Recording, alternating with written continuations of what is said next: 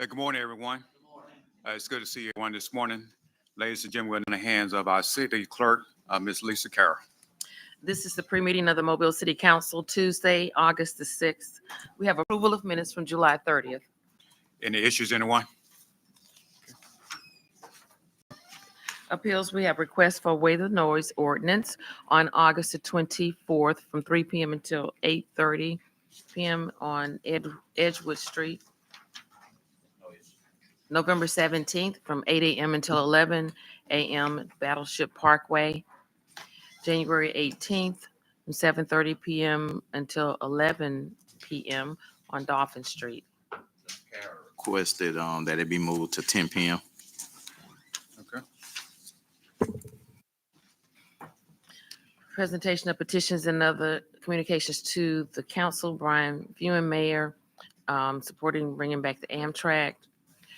Reggie Hill, the 25 fiscal year 25 budget recommendations, public safety protocols, Mobile Civic Center, public interest.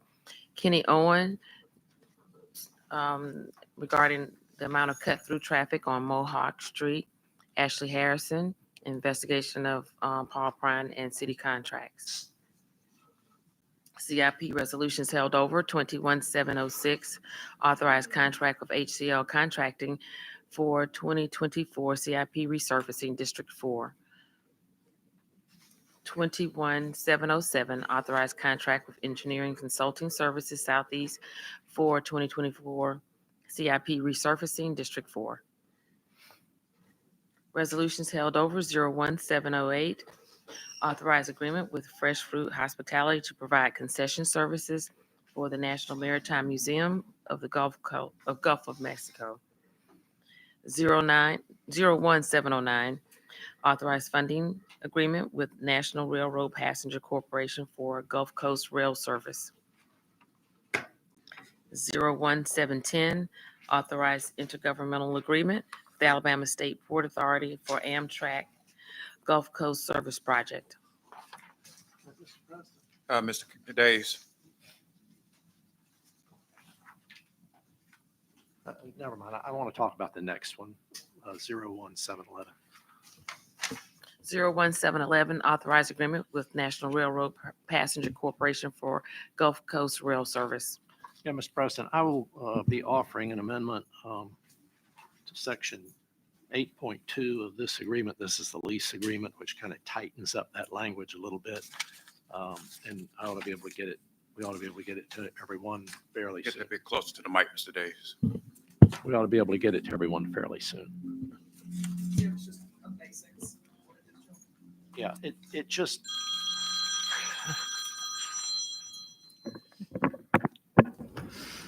My phone's not working. We can't hear you. How's that? We got it. What it does is it just tightens up this language so that if there was an effort to restore passenger rail service north and east of the city, then the city would, upon 90 days notice, terminate the contract. Mr. Reynolds. Mr. Davis, there was also an amendment to the 01710 as well, the intergovernmental agreement that we discussed. I'm not prepared to discuss that amendment. Mr. Woods. I'm here to answer questions for both. So Mr. Reynolds just mentioned the intergovernmental agreement and the amendments to that. It just gives the port specifically the right, if there's a breach, to breach with the city or to separate with the city. So we're going to have the changes to you almost immediately. Sharman is going to bring them down. And then the one that Mr. Daves had, I do have that language here in case anybody wanted to hear it. Would you go ahead and read it? Sure. So This is section 8.2 of the lease agreement, correct? that 8.3. It's so we just created a new section. Okay. So specifically 8.3 of the lease agreement says upon termination or expiration of this agreement, Amtrak will at its sole cost and expense remove, I'm sorry, it is 8.2. I'm reading the wrong one. So 8.2 The latest version says this agreement shall be terminated by Mobile upon the service of not less than 90 days written notice to Amtrak. And if Amtrak uses the leased area to support any regularly scheduled intercity rail passage service via train between the city of Mobile and the city of New Orleans, other than the currently anticipated 2 trains per day each way, or if provided, however, the city exercises termination right, shall not waive or limit a bridge Amtrak statutory right. So that is that Ricardo. that language. No, that language is going to change. That's the original. okay. That's the original. Okay. The secondary language expands that to say, if this service goes beyond the points either to the northern or eastern boundaries of the city limits of Mobile, and then there's a termination as well. So it's expanded the language that if the rail service expands beyond the 2 trains, or if it goes beyond either the northern or the eastern boundaries of the city limit of Mobile, then it's an automatic termination. We have to then give them 90 days notice and terminate this lease. And my understanding is that the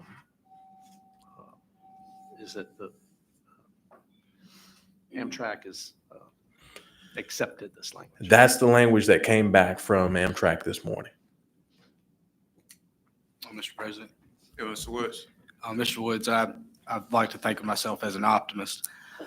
Let's just say that this thing gets up and going and we're bringing in train loads of people. They decide that they'd like to pursue, the route to Jacksonville. With this language, that would mean they would have to come back to us and, or go up the state. They would have to come back to us and we would have to renegotiate all this. Exactly. Okay. That's exactly what would happen. All right. Thank you. Just to follow up, but it would have to be outside of the 3 years though, correct? The way some of the amendments are, that they would not be able to come back and negotiate with the city within the 3 years? So you could negotiate, but that's not with the lease. You could with the funding agreement. That's where you're not coming back within the 3 years. So the lease, they can renegotiate with the city to go forward, but not the funding portion. That's right. Within the 3 years. That's right. They're not, the funding agreement specifically states you're not asking for any more money within that scope or actually afterwards. And so with the lease agreement, you could renegotiate if you wanted to expand service, but they would have to come back. They being Amtrak would have to come back to the council. This is 75 lease. Yes.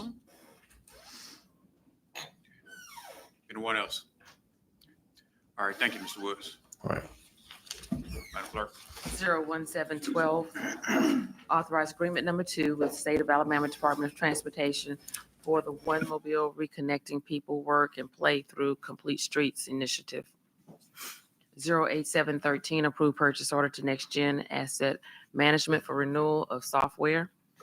08714, approved purchase order to Carosoft for annual renewal of cloud backup software. 08715, approved purchase order to Office Equipment Company Mobile for furniture. 08716, approved purchase order to Sunbelt Fire for leather fire boots and helmets. 08717, approved purchase order to Global Industries for furniture. 08718, approved purchase order to Marine One, doing business as Rescue One Connector for rescue boat and inflatable boat motors and trailer. 08719, approved purchase order to Canon Solutions America for image digitization service. 08720, accept item award bid for swimming pool chemicals. 21721, authorized contract with Sydney Barber for cruise terminal motorized vehicle gates. 37722, consider the application of Bennett's Care to operate a shuttle service. 45723, accept Wingate Way of Winfield subdivision for city maintenance. 6724 and 725 are authorizing settlement agreement and release of claims. Ordinance is being introduced, 62044, ordinance to amend section 62.1 of the Code of the City of Mobile. Any questions or comments from the council? Might want to just provide some information on exactly what it is. Yes, ma'am. So basically what this amendment is it allows dove hunting in the city of Mobile. Parameters of it, a minimum of 10 acres. There's some setbacks, minimum setbacks between structures, residential, streets, and kind of does limit the type of, shell that can be used. And end of the day, what it comes down to is basically, I know maybe not specifically, east of I-65, but the further west you get, especially in the newly annexed areas, it's been a common practice for folks to go dove hunting. And there are, off the top of my head, I know of 3 or 4 sites where people in West Mobile have dove hunted for years and years. And basically this just would allow the continuation of that to happen. And, as the city continues to grow voluntarily by annexation in the future, I think this will be kind of encountered more and more as there's just, wide open spaces. And, specifically, I would think kind of as far as what property looks like, District 6, probably District 4, and then District 7, I think that would primarily be where the vast swaths of land where this usually occurs happen. So, so basically, since annexation, folks have not been able to dove hunt. This just kind of allows them. And kind of the catch on all this is they have to come and get a permit, meet all this criteria, and the public safety director goes out, verifies all aspects of the land where the hunting will occur, and signs off on it. And I can let Mr. Lasky talk about more if he needs to.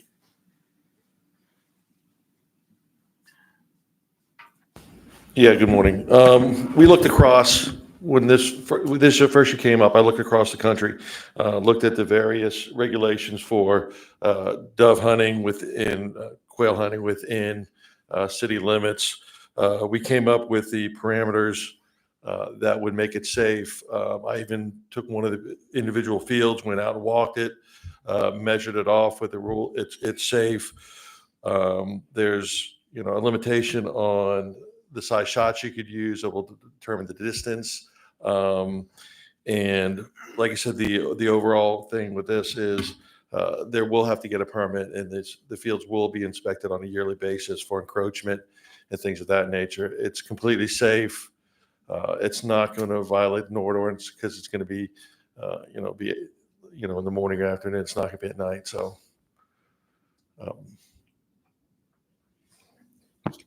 Thank you, Mr. President. Have we looked at what other cities in the state of Alabama with the size of Mobile municipalities, with their ordinance regarding dove hunting?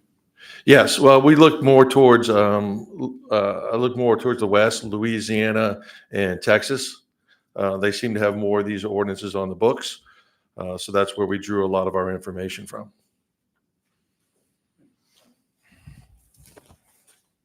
So the other cities close to the size of the city of Mobile haven't been doing any annexing that are in the state of Alabama.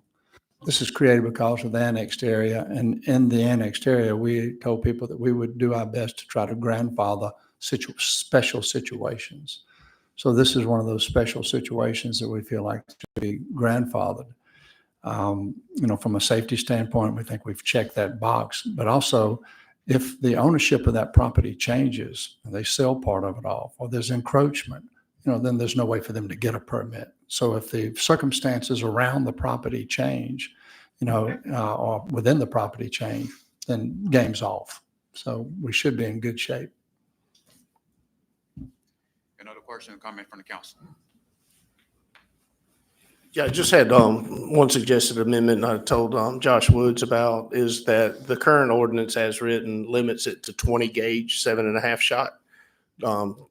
There's really no difference between a 12 gauge and a 20 gauge other than the amount of shot. And so I would say that you would allow a 12 gauge, nothing higher than a 12 gauge. Thank you. Sure. Madam Clerk. Consent resolutions being introduced, 09726, transfer funds from District 1 General Fund discretionary account to Mobile Parks and Recreation General Fund, United We Stand Rap Festival.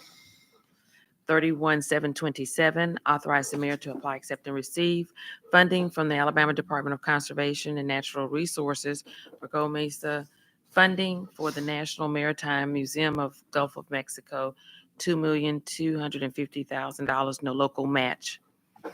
37,728, 729, 730, and 731 are recommending approval to the ABC Board for issuance of a special events retail license to FNL August on Government Street, for issuance of a restaurant retail liquor license to Buzzed Bull Creamery on Government Street, for issuance of a restaurant retail liquor license to Slurp Society Ramen Shop on Dolphin Street, for issuance of a restaurant retail liquor license to AMICI on Cottage Hill Road.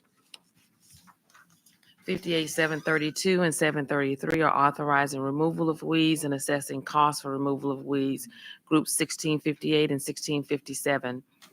6734, 735, and 736 are determining appropriations to Mobile Area Council, Boy Scouts of America, Mobile and Hillsdale Athletic Booster Clubs serve a public purpose in authorizing payment. Resolutions being introduced. 01737, authorized covenant of purpose agreement for the Mobile Greenway Initiative 3 Mile Creek Trail Project, Segment 1. Mr. President, Vice President. Jen Green is here, and I just want to see if Jen will come and just provide some information on this. I think this is one that, since there was no funding involved in this portion of it, and it's part of a bigger project that we've been working on for some time, I would ask that we go ahead and waive the rules and vote on this one today. But if Jen can provide information, I think everybody should be okay with it. Good morning, everyone. This is the covenant of purpose that documents the federal interest for our TAP grant on segment 1 and is the last step that we have to go to construction. So as soon as we receive approval on this, it will go to probate and ALDOT will sign off on the right-of-way certification and they will give us our notice to bid. So that's what this item is today. Thank you. No questions? Anybody? Are y'all good with waiving the rules on this one? Okay, thanks. Thank you. 08738, approved purchase order to Gulf Coast Fitness Service for fitness equipment for Mobile Police Department, 4th Precinct, $22,252.75. 08739, approved purchase order to Vulcan for traffic signs and speed control materials for traffic engineering, $77,074.50. 08740, approved purchase order to Howard Industries for annual renewal of device management software for MIT, $24,724. 08741, approved purchase order to Environmental Systems Research Institute for annual renewal of ARGIS software for GIS, $106,373. 09742, transfer funds from Program and Project Management to the Grant Fund Project Innovating St. Louis Street Mobile Technology Corridor.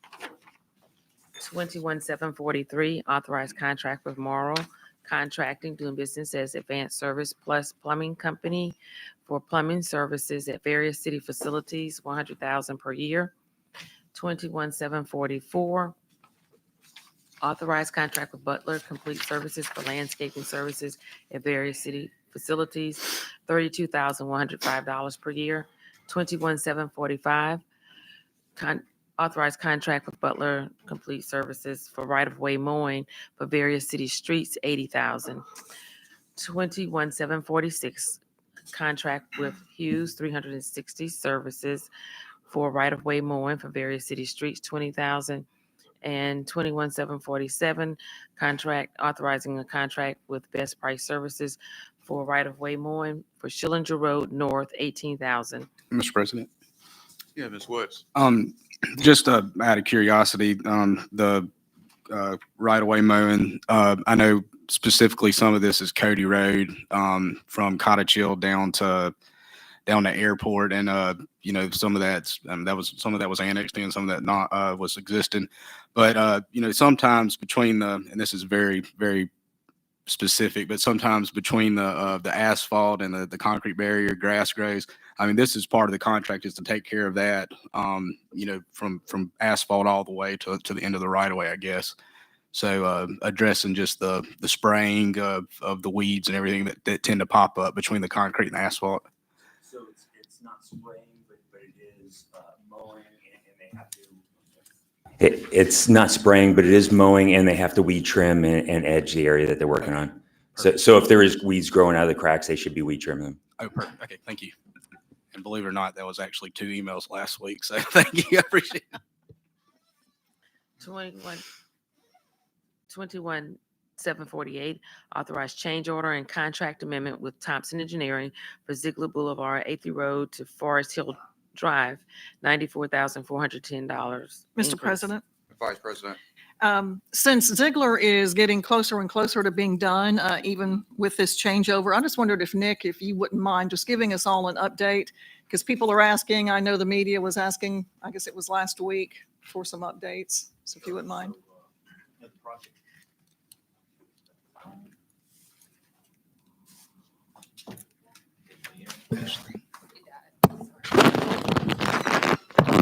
Okay, so the project should be wrapping up from an asphalt standpoint about around the end of August. So all the lanes should be open back up there. Contractor will continue to do, clean up, punch list items, probably some miscellaneous drainage, some sidewalks, tying in some concrete works, probably for at least a couple of months afterwards. But at the end of August, we should have all 2 lanes in each direction and then 5 lanes in some places open. There's some ongoing landscaping work that's doing some thinning on some of the trees there. There's some cosmetic stuff, but should be wrapping up fairly soon. I know one thing, I'm hoping that people who drive that route on a daily basis will remember that school starts back for most everybody the end of this week.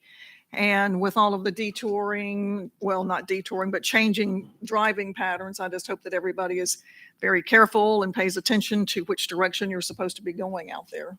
Yes, it should be get much better as that paving gets completed. All of those orange cones and the weaving will go away. It's going to be the final product of it. It's going to be very nice. It's going to, I know you've driven it, but others that have driven it, it gets you east and west much more efficiently because there's just so few traffic signals out there. And the section that we've already taken over maintenance, where Mark's maintenance crews have taken over the mowing. You can see how good it's going to look. Right now, it's a construction project still, so it's a little rough around the edges, but all that'll be getting cleaned up here very shortly. Right, where the city has taken over mowing, it looks much better. And then once the other section where the construction crew is still working on, it looks better than it has. So I appreciate everybody kind of keeping on the folks to keep it mowed because it just grows up so fast, as we all know. There are a couple of things that I have mentioned to Guy O'Connor that I've gotten some emails about, some concerns about the entrance and exits because the roadway is built up so far now on some of those that it's very hard for people to see over and around to see the oncoming traffic. So that's an issue that he said that they would look at.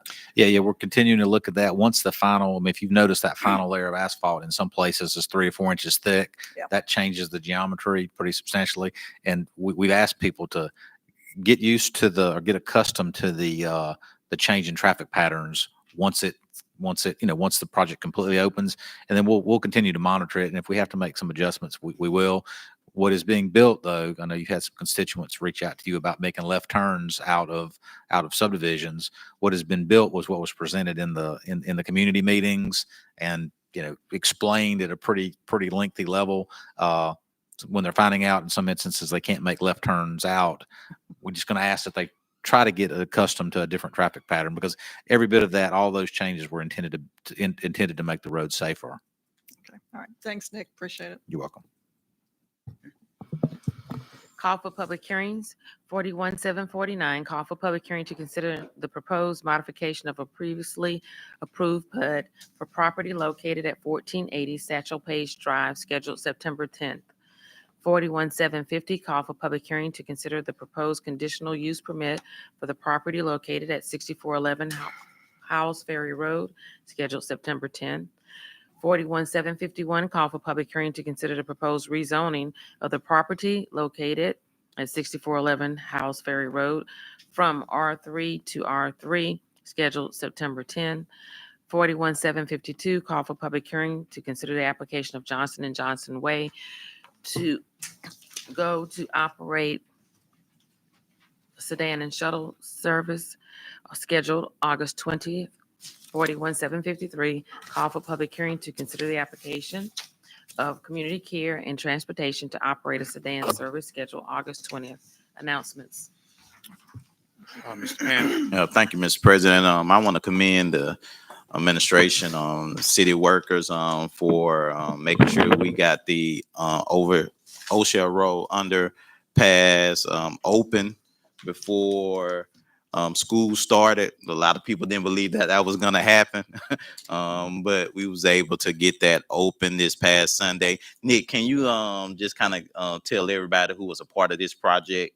Because a lot of people, because it was private on the railroad, and of course the city of Mobile, so people can kind of know exactly how we got that done. Yeah, so it really started with a nonprofit group that came to us, the community of Mobile, that wanted to take on a kind of a special project. Then of course we were initially engaged as well. And then what I can tell you from the city staff, our communications folks have touched it, our painters have touched it, our capital folks have touched it, our legal department has touched it. I mean, there's probably 3/4 of the people in that back rows back there touched it in one way or the other. I mean, if I would say, if anything just kind of lined up just right, it just did. I mean, the mayor's office certainly reached out and helped with communications with the railroad that allowed us to kind of take some things to the next step. So it was all hands on deck, and it's still got a couple 3 weeks worth of the landscaping, so the greenery and irrigation and some lighting that's coming, but all the heavy lift stuff has been done. So really hope everybody appreciates what that final product's going to look like. Yeah. So I think this project started in 2017. It was an idea in 2017. An idea in 2017 with a citizen said, we need to clean this area up and we can do better. Out of his pocket, he paid to have conceptual drawings done. And surprising to us, he said, I'll raise, the money. And in my 10 years, we haven't had anybody come say, we'll do a project and we'll raise the money. And so being somewhat skeptical, we didn't think it would actually come to fruition. But once the ball got rolling and he raised over probably $300,000 toward this project, then you decided, if they've done this, then the city should be, stepping up also with CIP money and also discretionary money from the mayor's office just to make sure it got pushed across the finish line. But it was truly the best example in the last 10 years of a public-private partnership that started with one citizen, seeing an opportunity and willing to follow through on it. And his name is Lewis Bevel. So thank you, Mr. Lewis, and thank you to everyone that made this happen. It was a great project, and this is an example how we can do it together. Stronger Mobile. Thank you, Mr. President. Anything else from the council? Anything from administration? All right, we'll see each other at 10:30.